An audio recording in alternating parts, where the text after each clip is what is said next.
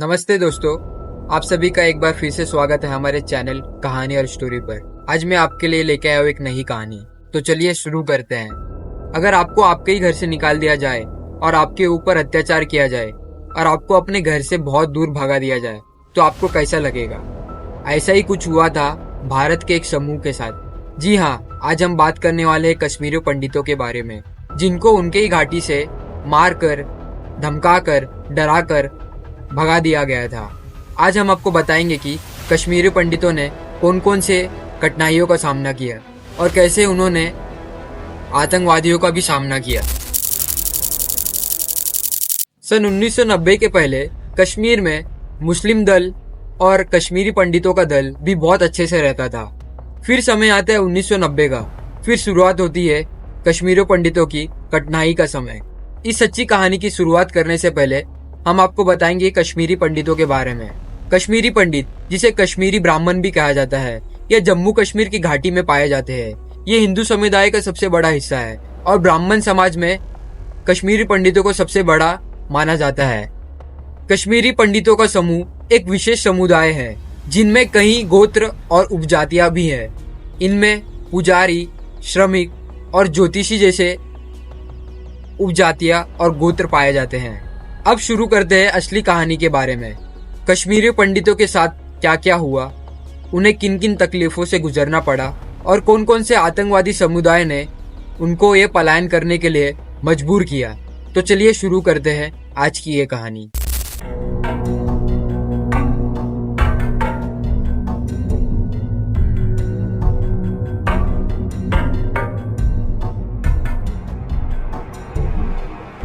समय था सन 1990 का, जब कश्मीरी पंडितों कश्मीरी मुस्लिमों में तनाव का वातावरण उत्पन्न था। उस समय कश्मीर में कश्मीरी मुसलमान आंदोलन कर रहे थे।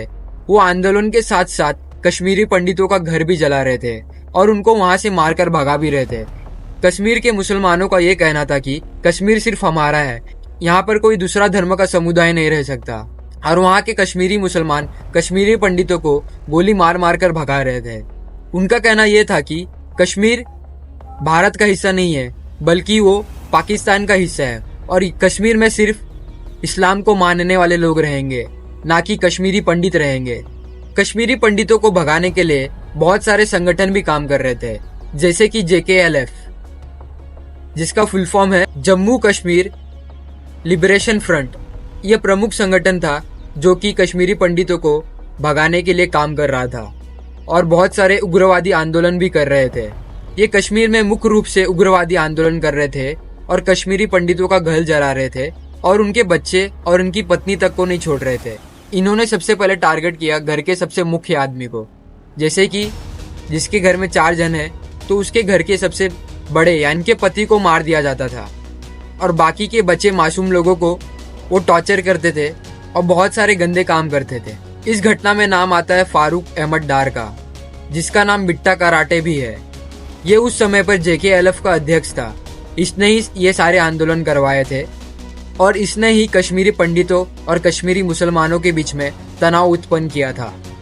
कश्मीरी पंडितों के पलायन में सबसे बड़ा हाथ फारूक अहमद डार का ही था, क्योंकि उसकी संगठन ही कश्मीरी पंडितों को भगा रही थी और उन्हें जान से मार रही थी।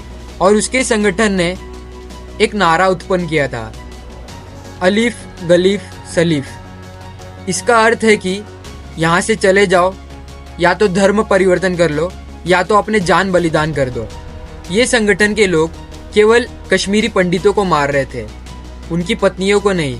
ये संगठन के लोगों का कहना था कि उनकी पत्नियों का धर्म परिवर्तन कर देना चाहिए और उन्हें किसी कश्मीरी मुसलमान के साथ निकाह पढ़वा देना चाहिए, ताकि आगे जाकर उसका धर्म परिवर्तन हो जाए और यहाँ पर सिर्फ कश्मीरी मुसलमानों का दबदबा बना रहे। बिट्टा कराटे को पंडितों के कसाई के नाम से भी जाना जाता है। उसने अपने एक इंटरव्यू में कहा था कि उसने ही सारे कश्मीरी पंडितों को मारा है। इतना निडर कोई कैसे हो सकता है? इसका क्लिप मैं आपको दिखाता हूँ। अच्छा, आपने कितने लोगों की जाने ली? मुझे याद नहीं कितने लोग मिले। यानी आपने इतने सारे लोग मार डाले कि आपको ये भी नहीं याद कि आपने कितने लोग मार डाले? 10-12 हम मारे होंगे। 10-12 की 20? अब 20 ही लगा, 20 ही मारे। सारे के सारे कश्मीरी पंडित थे कि कोई मुसलमान भी थे उसमें? मुस्लिम थे। कितने मुस्लिम कितने कश्मीरी पंडित? ज्यादा कश्मीरी पंडित थे। जी। फारूक अहमद डार एलओसी पार करके पाकिस्तान ट्रेनिंग लेने गया था और ट्रेनिंग पूरी हो जाने के बाद वह एलओसी पार करके फिर से कश्मीर में आ गया। उस समय पर जेकेएलएफ का अध्यक्ष अशफाक मजीद वानी था और फारूक अहमद डार एक आतंकवादी के रूप में काम करता था। अशफाक के कहने पर ही फारूक अहमद डार एलओसी क्रॉस करके ट्रेनिंग लेने गया था। उसके बाद वो कश्मीर आने के बाद हर एक आतंकवादी गतिविधियों में भाग लेता था। इतना ही नहीं, फारूक अहमद डार को इतना भी खौफ नहीं था। वो श्रीनगर के सड़कों पर खुलेआम पिस्तौल लेके चलता था। जहां पर भी कश्मीरी पंडित उसे दिखते थे वो पिस्तौल निकालकर उन्हें मार देता था। ऐसे ही करते करते उसने एक बार 20 कश्मीरी पंडितों को मार दिया था। उसने अपने इस इंटरव्यू में 42 पंडितों को हत्या करने का स्वीकार किया है। फारूक अहमद डार ने भारतीय सुरक्षा बल पर AK-47 से भी अटैक किया था। उसे किसी भी चीज का डर नहीं था। बाद में जाकर फारूक अहमद डार को भारत की सुरक्षा बल ने 22 जून 1990 को श्रीनगर से गिरफ्तार कर लिया। उसको पब्लिक सेफ्टी एक्ट के तहत गिरफ्तार किया गया था और उस पर कुल 19 मुकदमे दर्ज थे। फारूक अहमद डार 16 साल तक जेल में रहा। बाद में अक्टूबर 2006 में उसे रिहा कर दिया गया। फारूक अहमद डार इतना खतरनाक आतंकवादी था कि उसे भारत के विभिन्न जेलों में रखा गया था। 2019 में NIA ने फिर से फारूक अहमद डार को गिरफ्तार कर लिया और इस बार उसे आतंकी फंडिंग के आरोप में गिरफ्तार किया गया था। NIA ने डार पर सरकार के खिलाफ युद्ध रचने की साजिश और कश्मीरी घाटियों में परेशानियां उत्पन्न करने के लिए आरोप लगाया।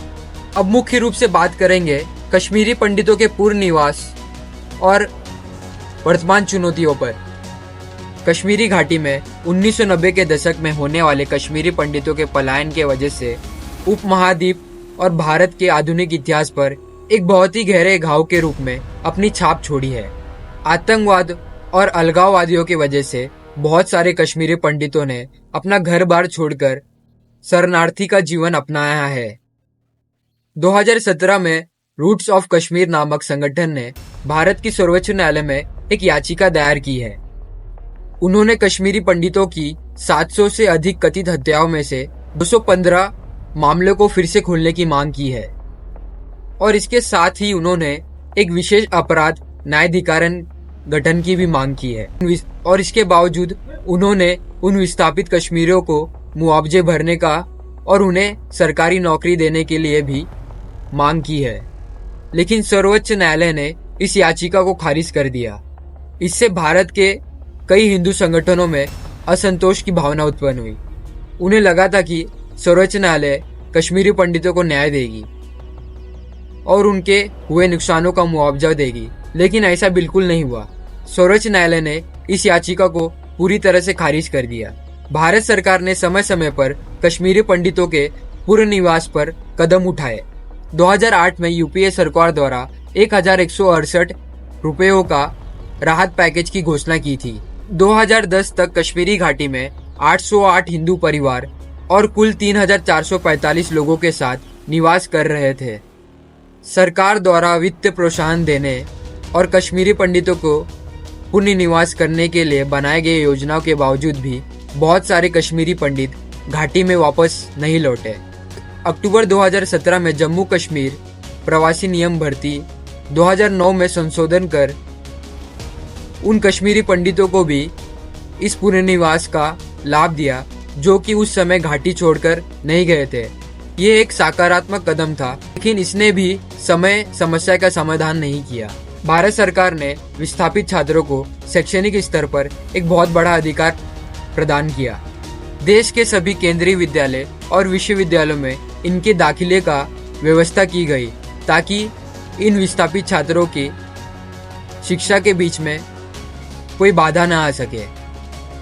2019 में आर्टिकल 370 हटाने के बाद ये सवाल उठने लगा कि कश्मीरी पंडितों के पुनर्निवास पर कोई सकारात्मक प्रभाव पड़ेगा। आर्टिकल 370 में जम्मू कश्मीर का एक अपना ही संविधान था। ये संविधान में ये लिखा गया था कि जो लोग बाहर से आते हैं उन्हें स्वतंत्र रूप से यहाँ रहने नहीं दिया जाता था। इसलिए कई लोग ये मानते हैं कि आर्टिकल 370 कश्मीरी पंडितों के पुनर्निवास के लिए एक बहुत बड़ा बाधा बन रहा था। हालांकि कश्मीरी पंडित संघर्ष समिति के अध्यक्ष संजय टिक्कू ने दोनों मुद्दों को अलग अलग कराया। तो ये थी कश्मीरी पंडितों की पलायन की कहानी। उन्हें बहुत सारे संघर्षों का सामना करना पड़ा था, बल्कि उन्हें राजनीतिक संघर्षों का भी सामना करना पड़ा था। उस समय कश्मीरी पंडितों के लिए कोई भी सरकार काम नहीं कर रही थी। कश्मीरी पंडितों की कोई मदद नहीं कर रहा था, उन्हें अकेला छोड़ दिया गया था। तो आपको ये वीडियो कैसा लगा कमेंट में जरूर बताइएगा। अगर आपको ये वीडियो पसंद आए तो हमारे चैनल कहानी और स्टोरी को सब्सक्राइब जरूर कीजिए और इस वीडियो को शेयर और लाइक जरूर कीजिए। जय हिंद, जय भारत।